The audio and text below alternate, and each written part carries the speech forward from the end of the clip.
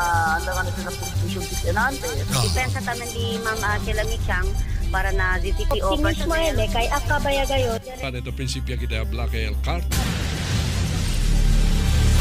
Na notisya, informasyon, serbisyo publiko y entretenimiento.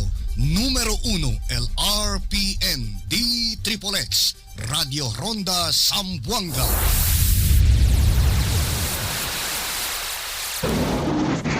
Covering Luzon, Visayas, and Mindanao via satellite. This is RPN. Spanning the whole archipelago with TV5 Zamboanga in the City of Flowers and radio stations DXXX Zamboanga. This is RPN.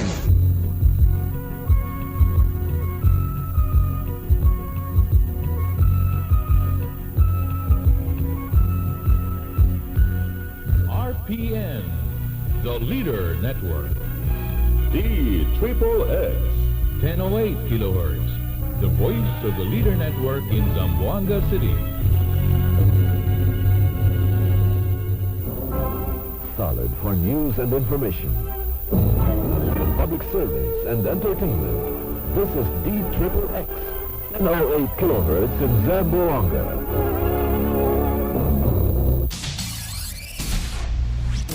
Suena, balance, mapuerza. Este el RPN DXXX, Radio Ronda Zamboanga.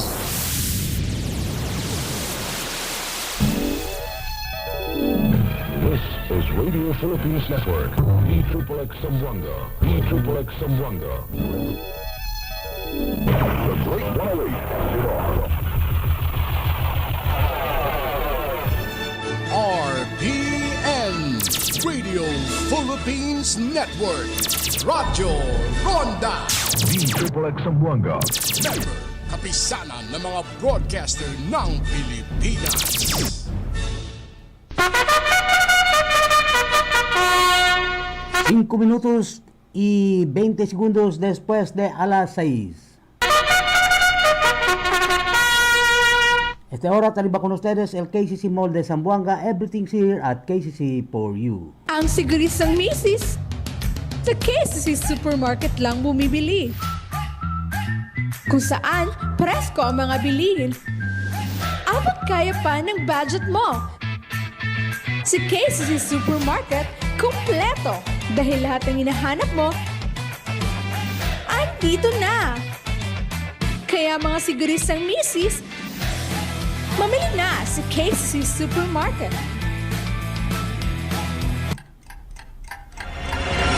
Ronda, komentaryo, el hora ta corre, el tiempo ta cambia, mga problema mas ta aumenta, asunto trafiko, basura, kuryente, agua, politika, y paz y orden, todo se ay discutir. Comentario, directa, valiente y no hay pavor. Ronda, comentario, opinión lang, no hay personal.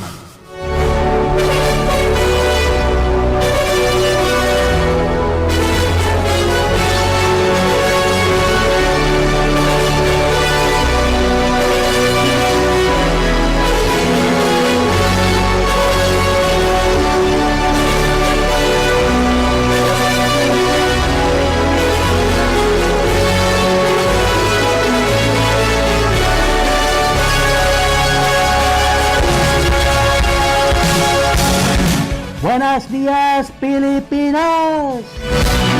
Buenos días, mi ciudad de Lamitan. Apelo si Kaam Lucy Lamitan. Nainggiro si Kaam Kemon Lucy Lamitan. Buenos días, Assalamualaikum, Mindanao. May buntag sa inyong tanan diya sa Visayas.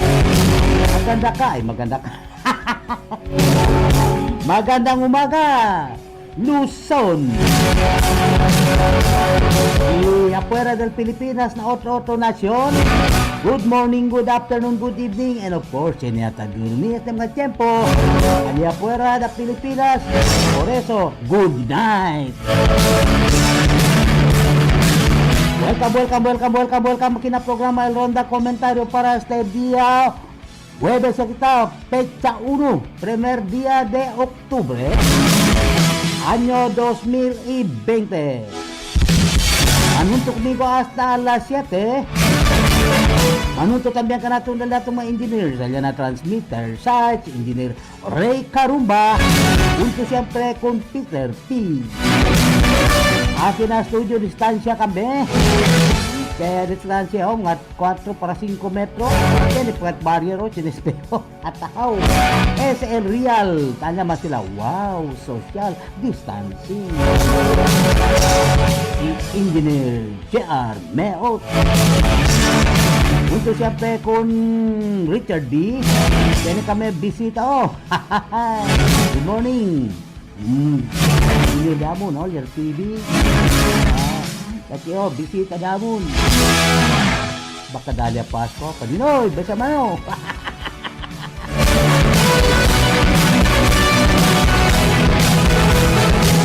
Siyempre, Tamiral Entero Operasyon del RPN Tamiral El Supervision Technical, Dato Chief Tech, si Chief Tech Engineer Roland B. Roland Baillo. Tamiral Entero Operasyon del RPN Zamboanga, TV5, CNN Philippines, también el radio ya Facebook y YouTube pa. El radio station DDD Sember. Sember ya que el DXXX Yes 08 kHz na dial de ustedes AM band. El Diaton Station Manager DWR Sir David Roland Ramos. Rico Double R LR RPN niya gani R Radio Ronda. Nakita bien el mga double R, el mga alisto, mga live na live, bibong-bibo double R, Ronda Reporter. Una kita na international reporter, ayan ako takinabalu Sabah is Malaysia, Ronda, Nico Pabian. Direkta kina lokal ang pagbabago volunteer, LDC komentaryo, LDC obserbasyon, konsumisyon, opinyon. Ang pagbabago volunteer Ronda, Colonel Rex Mirabite. Adi siyempre mga double R, Ronda Reporter, Ali Afuera, Ronda RG Antonio Gor. Yaman Plus Report ayer, Nakema, Ronda Tess Espartero. Ronda April Boy Regino, Ronda Horrola. Otra vez, buenas.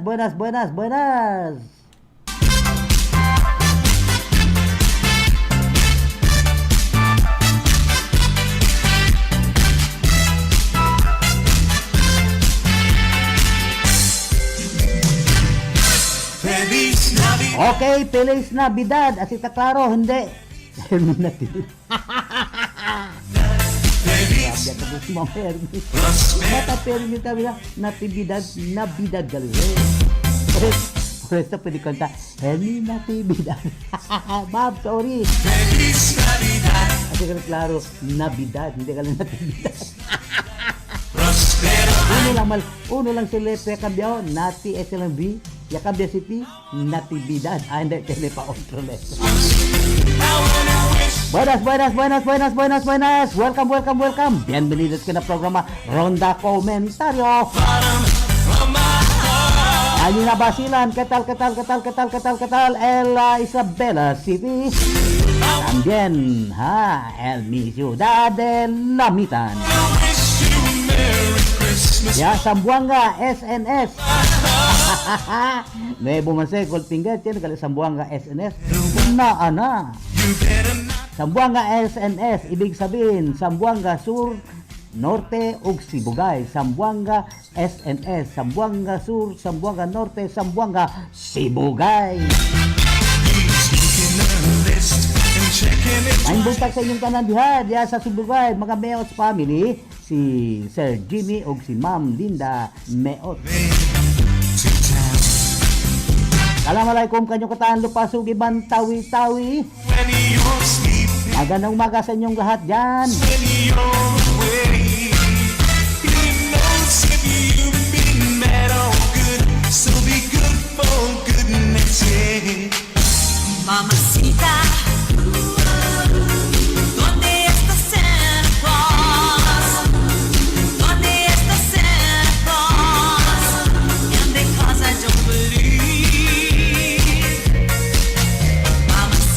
14 minutos ya después de alas 6.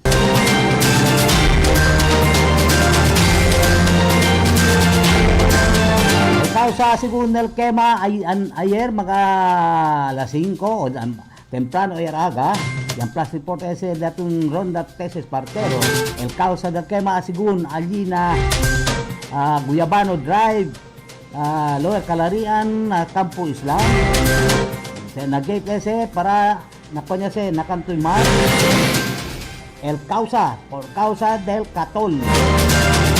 Akil ba mosquito coil? Amukal katol, tama? Hindi katul, katol.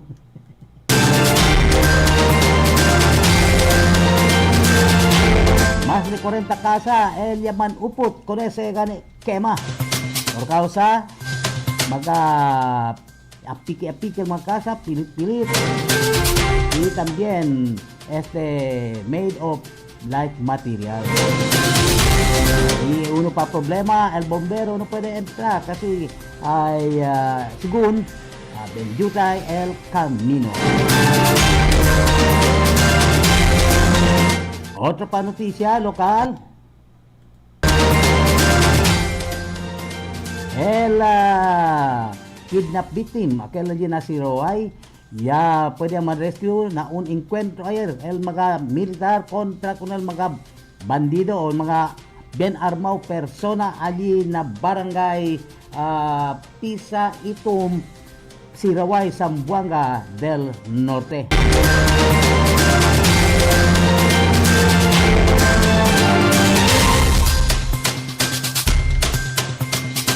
Es el dato local 2 news bien grande historia ayer.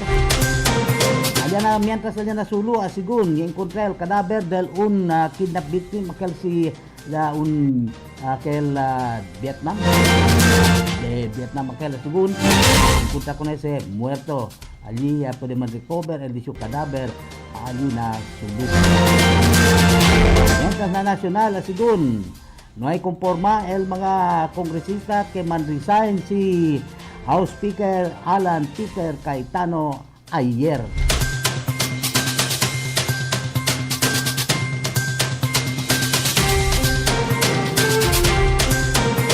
Es el mga noticia. Mientras tanto, man-warning si Presidente Duterte con el Facebook. Acaba daw bora y también el mga account del police y también del military, el Facebook, el account y también el mga pages. Warning si Presidente Duterte. Bueno, aquí también el dato pang contra con el COVID-19.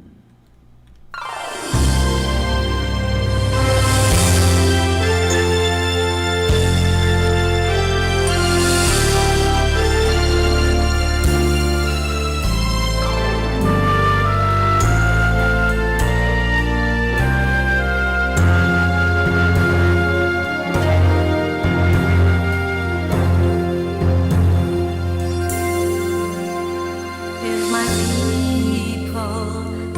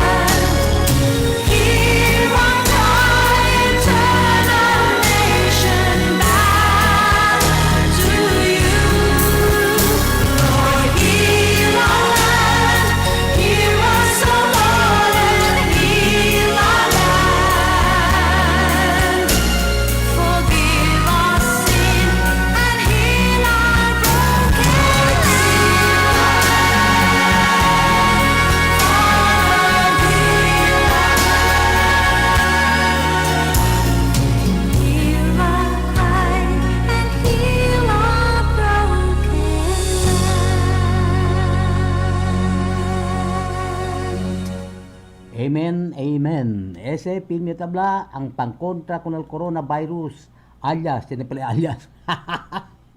alias COVID-19. Bueno, good morning. Kunjang Lajur Musa, tabla lagi wala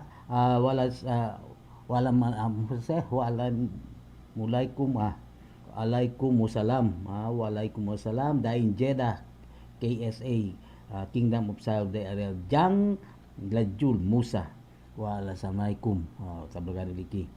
Después mi prima si Mel Kabakit allí na UK. Good morning contigo Mel. El prima. Bonito lang siya prima. Kabakit dito. Agad ko finger ha. Bueno, takita men ang daton weather update para este día.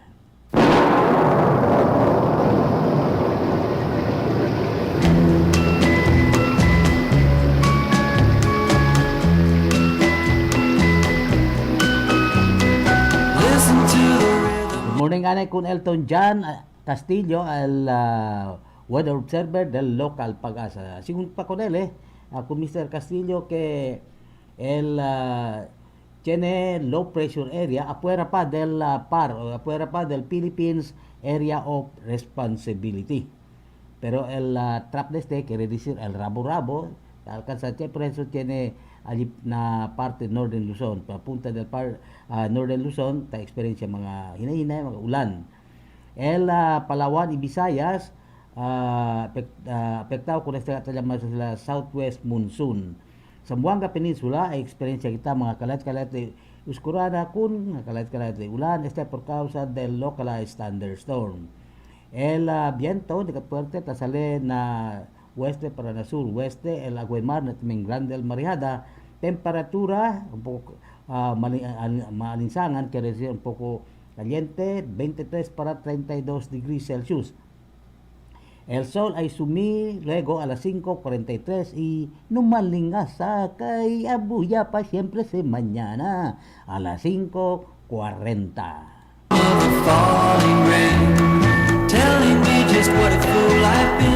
Es el weather update para este día. Bueno, recibita report con el bien activo al listo de atun Ronda April Boy Regino. Ronda Report.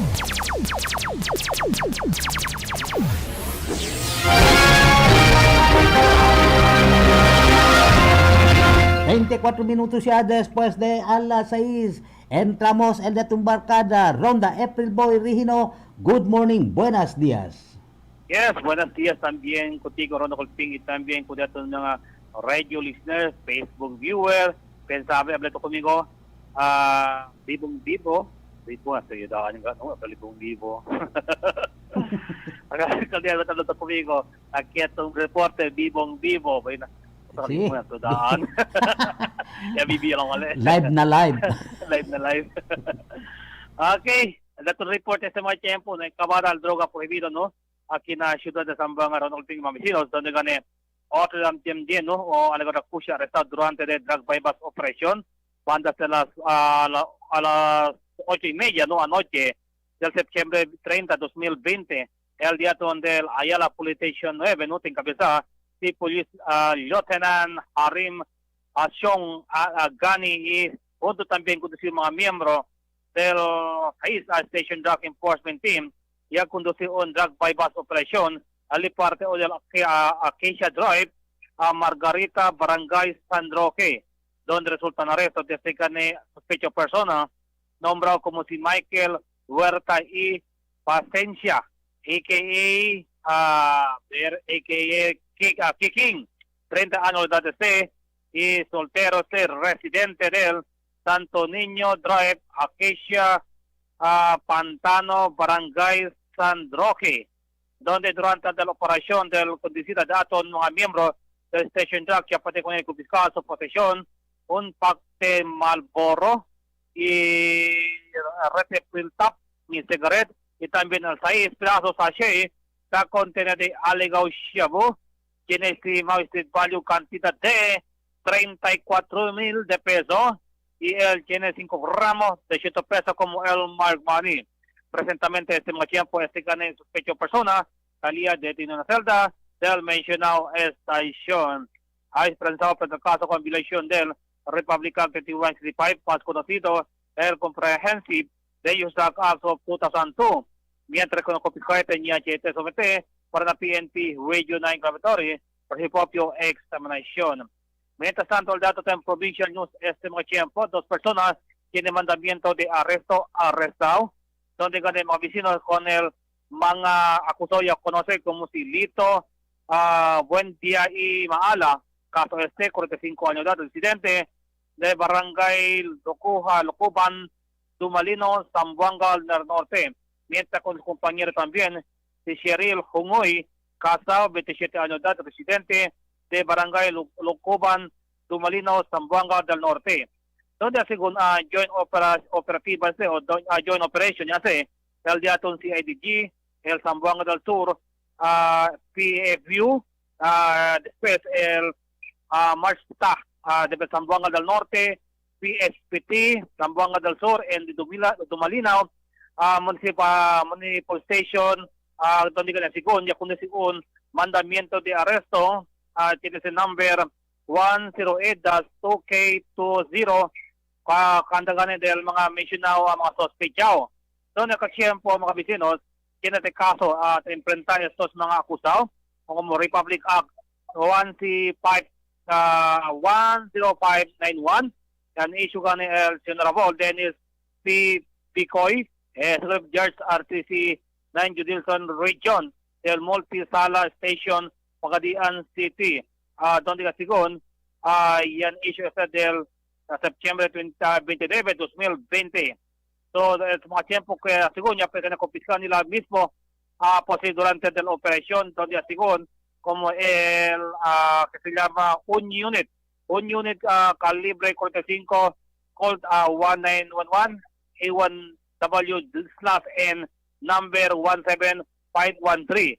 Un piece también assembly magazine, un piece también light ammunition por calibre 45.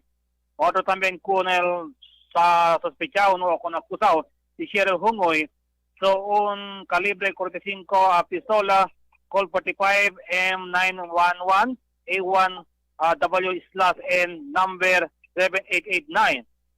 Después 2 también pieces assembly magazine y también el Sahis live ammunition del calibre 45.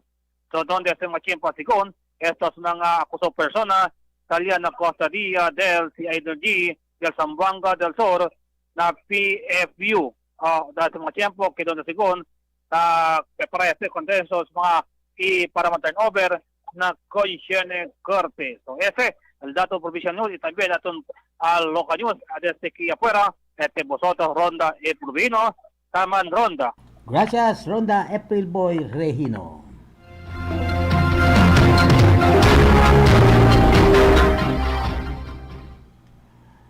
Tiene 29 minutos después de a las 6 el report de Ronda April Boy Regino. Bueno, continuando el dato mga report. Saben ustedes el ayer, ¿no? Ayer ya monitor kita el noticia gane ya tiene allá na Kongreso. Quiere man resign si Peter Alan Cayetano como speaker. Ayer quiere le man resign pero no hay conforma el mga uban suyo may bota a pabor para man resign ele. Quiere kat sila man turn over ele na Octubre 14 si Lord Alan Velasco Elia del aquel Marinduque representative na hindi ba ya tiene sila agreement ya tiene sila recuerdo kay pirmahan gani sila akal talaga sila term sharing 18 meses si Cayetano después Velasco 21 mes. Principia Octubre 14. este mes ya, ¿no? Este mes. Pero después del... Bueno, ahí recibí ahorita report desde allá afuera con Ronda, Nico Pabian. Ronda Report.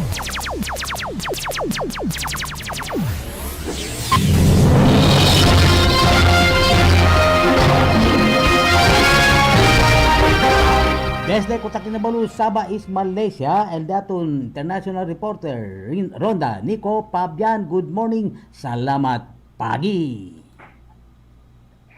Okay, well, thank you very much. Good morning contigo. Salamat pagi contigo. Salamat pagi también con el diato mga followers que natawi con el diatong programa este mga tiempo. Of course, no kita olvida también saluda good morning, good afternoon y también hablagan kita good evening con el diatong mga hermanos y hermanas que talagang kita overseas Filipino workers donde tali sila ng mga diferente nasyon para por lo menos buscar la vida y después man-share sila el di la mga blessings con el di la mga loved ones que adea sila temporarily alina Pilipinas. Good morning, saludo con ustedes todo mga OFW and alto el tamira kami con ustedes kay grande el ayuda ustedes sa puede ayuda con el país del Pilipinas in terms of monthly remittances que tadali ustedes o taibya ustedes alina Pilipinas.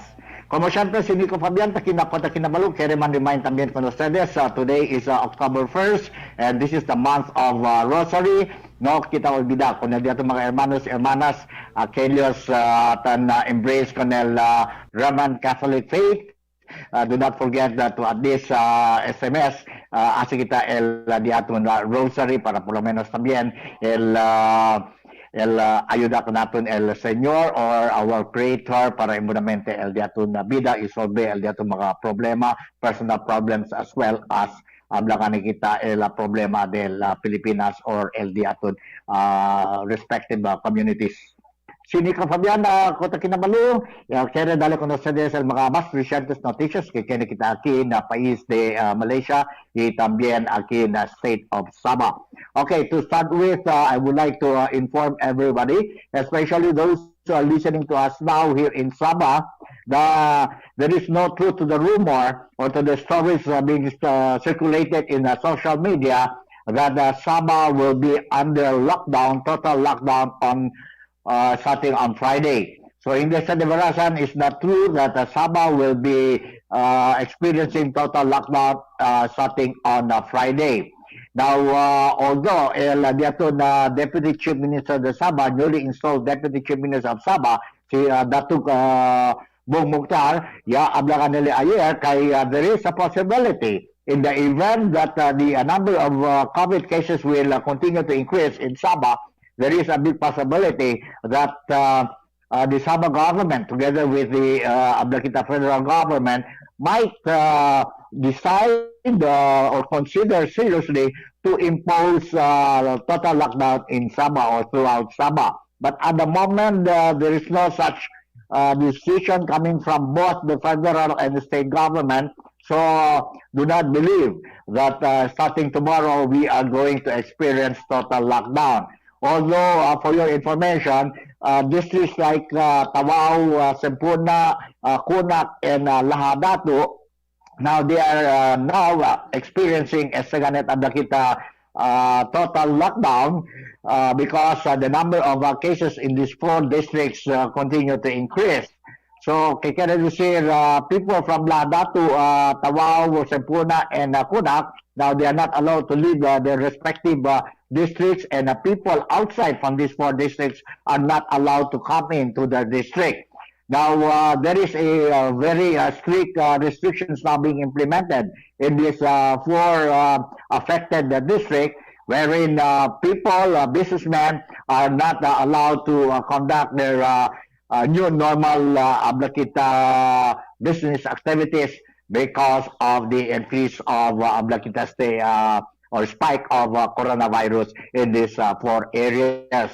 So, once again, the Sabah government is appealing to everybody, not only Malaysians or Sabahans, but also expats, mga foreign expats, now to strictly follow the SOP or standard operating procedures of COVID-19, like wearing of the mask, social distance or physical distancing, and washing of hands and so forth and so on, in order that we will be able to contain the increase of ablakita number of coronavirus. So, reminder lang kasi, and of course, kaya kita repeat again, na why such thing as a total lockdown in Sabah according to our officials coming from the Sabah state government. Now, I was also made to understand pa rin kay conversando acerca aquel ditulo mensaje ya se pasa indenantes durante abre pa lang to este programa. Now, Eastern Security Command of Sabah, or ESCOM, which we call them here in Sabah, confirmed that one of the 5 hostages being kidnapped by the Abu Sayyaf group was somewhere in January 16, if I'm not mistaken, Akistena area del Tambisan Lahadato. Now, uno de la mga hostages ya sale gane muerto durante el encounter kaya ukuri o ya sucede gane ali na barangay Maligay, Patikul in Sulu province. Now, the hostage or the victim that was killed during the encounter when he was trying to escape from his abductors now was identified as 30-year-old Indonesian by the name of La'a Ba'a, and he was killed while he was attempting to escape. Now, we were made to understand the military operation was conducted because they wanted to rescue the 5 hostages. Now, the other 4 hostages, or I was made to understand that the cadaver of this 32 Indonesian fishermen is now in Zamboanga City, and they are making the necessary communication between Zamboanga City or the Philippines and their counterparts in Jakarta or Indonesia. So we are awaiting further information, but of course I would like to say that our ESCOM already confirmed about the incident based on the report coming from the military or their counterparts in Tawi-Tawi or in Philippines. Now, Sabah authorities also has continued to intensify or tighten the security Aquina border between Philippines and Sabah para por lo menos not only to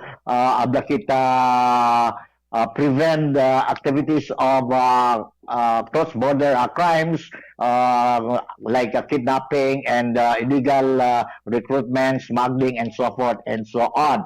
Mag-continue el gobyerno del Sabah man-implement tight security measures in the border between Sabah and the Philippines, especially in this area of Celebes Sea and Sulu Sea. So, el mga insidente kay permit okuri ali na area, particularly cerca na Lahadato y cerca también na Sandakan. Now, otra pa noticia kay asagan ito pasa in antes briefly acerca el hablagan kita kidnapping kay okuri también ali na Zamboanga del Norte.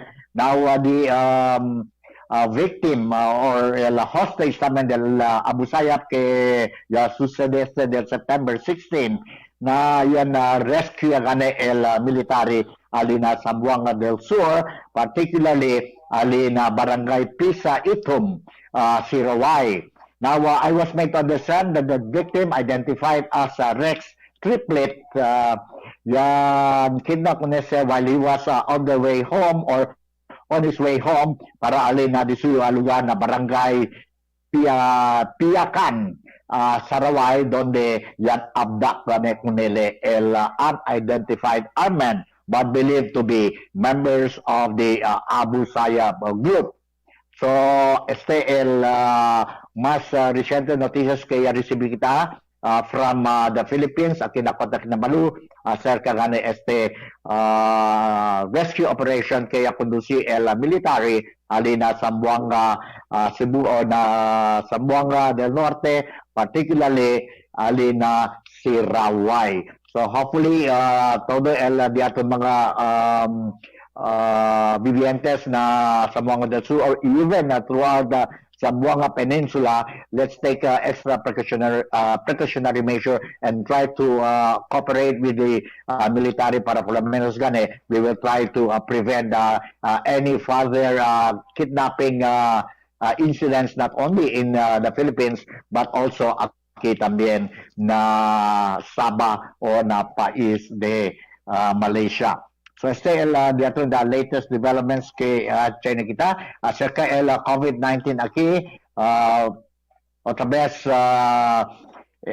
tapilangot el gobierno del Sabah y también el gobierno the federal government todo con mga vivientes aquí na Malaysia, particularly aquí na Sabah to hablagan kita adhere and comply strictly SOP or protocols del COVID-19 para por lo menos hindi mas subi el número de COVID cases aquí na Sabah. Kaya un poco difícil ngayon si el bire también kita na lockdown.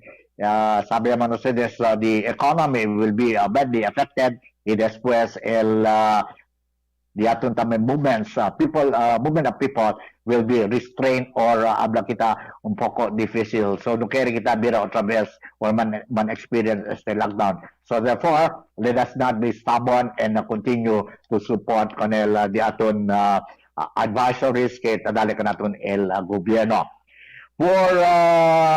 Por último pa rin, kaya kita continue sa pasa el 5 nasyon que tiene alto número de COVID-19 aquí na Southeast Asia. And to start with, I would like to inform you, based on the report that we received from the federal government as of yesterday, el Pilipinas yesterday kanya reportado a total of 311,694 positive cases with 5,504 mortalities or death. Indonesia segunda kami with 287,008 positive cases with a very high mortality rate of 10,740, while Singapore continue to register only 57,765 positive cases and remain at 27 for quite a long time already, 27 death or mortalities reported. While Malaysia, we are experiencing a slight increase of the number of positive cases in this country because as of yesterday, we already reported a total of 11,224 positive cases throughout Malaysia and an increase of mortality. We are already registering a total of 136 deaths or mortality.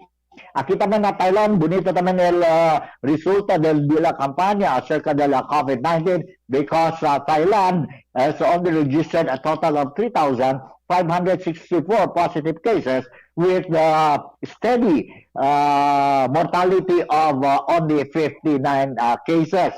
Now, sincere ka lang kanatun el Brunei pa rin and mucho también el mga Filipinos talita trabaho na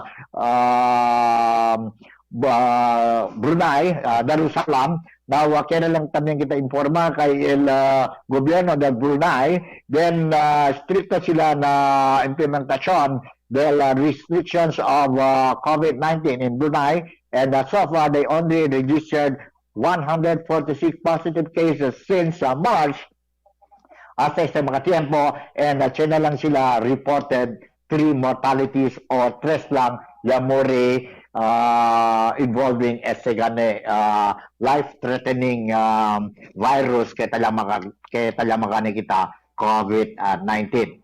So I say latest developments kay China kita aquí na Kota Kinabalu otra vez.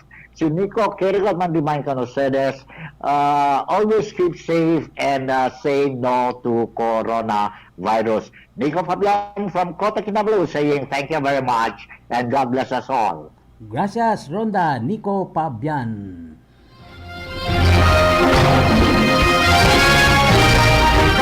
Report di Daliatun International Reporter desde Kota Kinabalu, Sabah East, Malaysia, Ronda Nico Pabian. 14 minutos siya lang antes de Bencor, apurao el a las 7. Antes de atun Ronda, Colonel Rex Mervite, takian el mensahe, kaimbya ka natin si Ma'am si Perez alin natumbungan.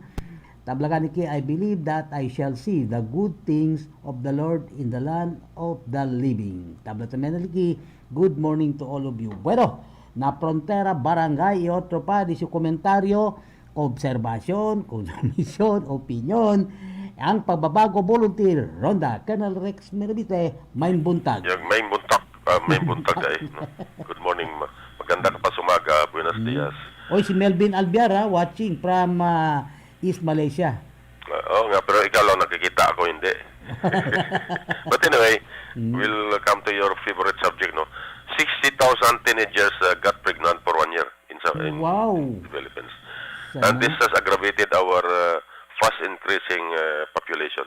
In fact, if we recall, in 1965, during the time of Marcos, President Marcos has already anticipated na our population is increasing very fast. So he created this PAPCOM, no? Population Commission in 1960 during his term. Yes. And at that time, maybe around 50 million population lang tayo. After 55 years, we have now 110 million, 108 to 110 million. So malaki ang, it is increasing by almost 1 million. Ano? So our PAPCOM o family planning was a failure. Di ba? Yes. Otherwise, we could have controlled the rising population. But anyway, we are still hoping that it will be implemented, no, with the three-child policy of the president.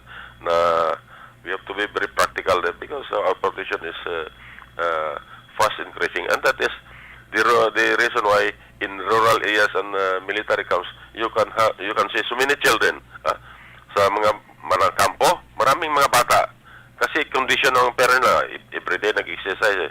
At saka sa rural areas mga yung they eat mga organic food. That's why they are very healthy there. But anyway, one of the reasons why provinces are created because of our fast growing population. Let us start from Zamboanga Peninsula. In 1936, Zamboanga Peninsula was divided into two areas. We have Zamboanga City and Zamboanga Province. But in 1952, Zamboanga del Sur was created. It became two provinces, Zamboanga del Norte and Zamboanga del Sur. And in 1973, Tawi-Tawi and Cotabato provinces were created. We have in Cotabato, Maguindanao, itong Sultan Kudarat, North Cotabato, aside from South Cotabato. So there are several provinces in Cotabato, which was one province only before. In 1974, Davao was only 3 provinces, and now we have 5 provinces. In 1990, Guimaras became a province in Iloilo. 1992, Sarangani became a province. In 2001, Sibugay became a province. 2019, last year, Hermosa province is being created in Zamboanga del Norte. And of course, in Palawan, they are planning to create 3 provinces there in Palawan for one simple reason that the population is fast increasing. Dito sa Zamboanga, we are not experiencing overpopulation because the population is not evenly distributed. Most of our people are here in the city proper, in the very small heart of the city. And yet, the rural areas are undeveloped. It remained undeveloped for since 1936 when Zamboanga became a province. Unless we develop this far-flung barangays, this larger far-flung barangays into towns or municipalities, the population will be concentrated here in the heart of the city. So this is one solution to the problems of the city. To decongest the city, we have to develop the far-flung barangays so that people will remain there. For example, Vitalio will become a town, or Turuan, Sangali, Kulyanan, Taloksangay maybe, and Ayala, Labuan. So people there will not be coming over it po sa mga city. Di ba? Masabi sana ang traffic natin. That is the only solution. I hope our local officials will think of that. No? Wala siguro nila maintindihan yan. Imagination lang ko lang yan eh. You know, what your eyes cannot see, you imagine. Imagination is very powerful. Yes. So these are the based on actual observations, because in what is said, I was assigned in these provinces when these communities became a province, or some of these towns became into a city. In fact, Basilan was a jungle city before, no? In 1973, Yes, it was converted into a province where there are now two towns, two cities. One city is your city, Lamitan City, and Sabila City and Eleven Baltis. So we have a congressman in Basilan having 2 cities and 11 municipalities with so many barangays. Yes. While in Zamboanga, we have 2 congressional districts, but composed only of barangays. For example, in the first district, there are 36 barangays na sakop ng first district. In the second district, we have I think around 37 barangays, no? So it's all barangays. District 1, District 2, We have 98 barangays. So ibig sabihin, puro barangays ang sakop ng ating mga congressional district. At saka it will never develop the far-flung barangays if we only continue to create congressional districts. Kasi wala na mga epekto sa mga barangays. You cannot promote the barangay into town if you create a district. But if we create a province, we can promote this barangays into towns. Sana. At saka malls will be constructed in these areas. But right now, barangays, sino magpunta doon para magpatayo ng mall? Yes, You are not police if you are a businessman. Sa isang barangay, patayo ka malaking negosyo. But if it is a town or a municipality like Ipil now, like Imilda and other progressive municipalities, there are big business establishments, because the businessmen will be encouraged to expand their business in these areas. But if it is only, it will remain barangay. Nobody will go there. It will remain rural. So these are our observation, Goldfinger. Another is, we are now celebrating sa mga festival, no? Yes. Parents are happy na there is no more street dancing.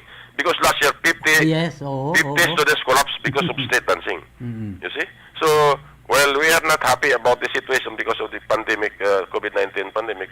But parents are happy na wala nang street dancing. Yes. That will save the, yung health of our students, no?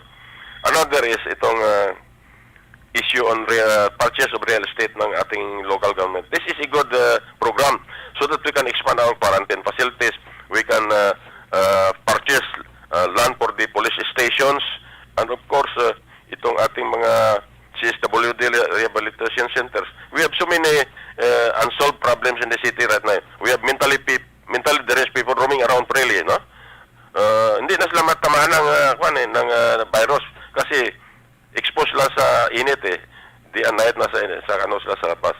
Now we have this rugby boys, we have this mendicants na dapat i-rehabilitate na ating local government. These are problems, common problems that we failed to address because of the intramurals doon sa ating dalawang branches ng gobyerno, itong legislative at saka executive. Nakalimutan itong mga problema natin dito. They keep on fighting who is more powerful than the other. I tell you, that is foolishness. They are all powerful, they are co-equal, but they have their limitations, they have their capabilities and limitations. Yes. I hope our local officials will wake up, because what they are doing now will affect government operations and that will sacrifice public welfare.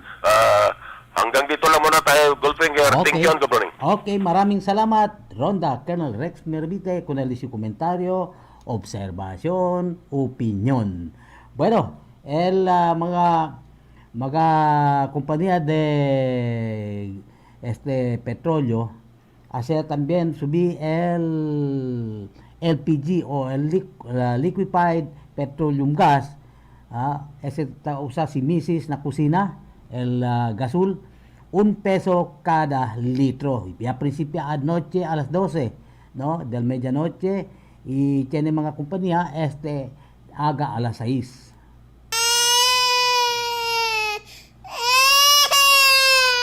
El baby pala pero te tiene lástima kung si yung mama. Kaya aumenta también el precio del LPG o el gasul, $1 kada, hindi kada litro, kada kilo. Hablale, mami, aumenta también daw el precio del producto, es el mga gasul.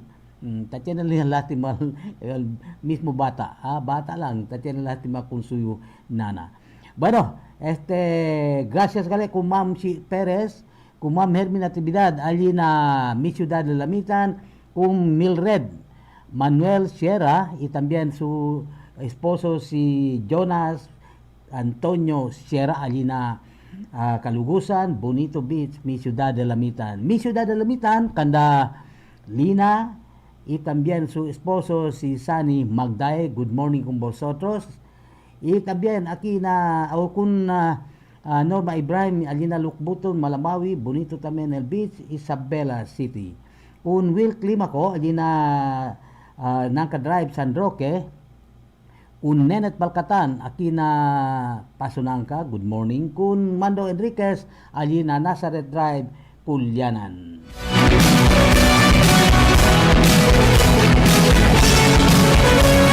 Mañana también kita mandistancia a las 6 hasta a las 7. La mandistancia también kanaton el ating mga engineers alyan na transmitter site si Engineer Ray Carumba junto con Peter P. Aquí na studio distancia kami si Engineer JR Meot junto con Richard D. Mauna supervision technical dating Chief Tech Engineer Roland B. Roland Bailyo. Kami entero operación del RPN Zamboanga, TV5, CNN Philippines, también el Radio Ya, Facebook y YouTube pa. El radio estación DXXX, 1008 kHz na dial na 10 AM ba. Gatun SM si DRR Ronda o Sir David Roland Ramos. Yaman Ronda kami kanatun alyan na Kota Kinabalu Sabah is Malaysia, Ronda Nico Pabian. Ang pagbabagong volunteer Ronda Colonel Rex Miravita, Ronda April Boy Regino. Un saludo a todos de Sigolpingo Tabla, muchas gracias y muy buenas días.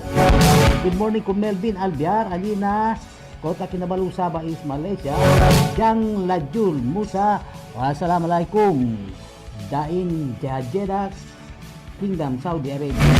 Dali mi prima si Mel Kabakit, Alina UK, good morning. Muy